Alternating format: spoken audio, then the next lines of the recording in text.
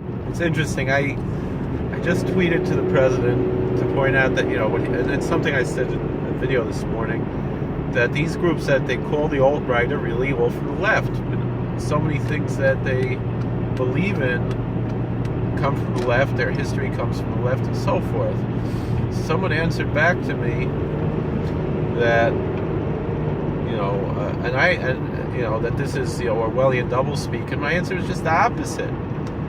Because this is truth, this is history. And so I said, Lincoln was a Republican, and FDR and Wilson, who were Democrats, engaged in some of the most racist, horrible things. In the 20th century, the Republicans were behind all the Civil Rights Acts and everything, and the Democrats were behind Jim Crow. And it's still true to today.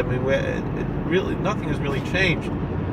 Now, then he said, well, Lincoln was really a racist. He was just trying to take a moral high ground in a financial economic war.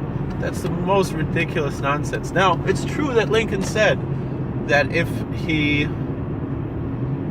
could save the Union without freeing a single slave, or with only freeing some slaves and so forth, saving the Union was the main goal that he had.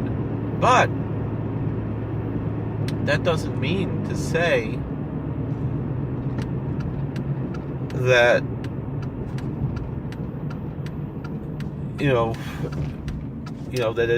the whole point of the Civil War wasn't slavery. When people say that it's about states' rights or economic issues, what they're really doing is that they're being apologists for Confederates.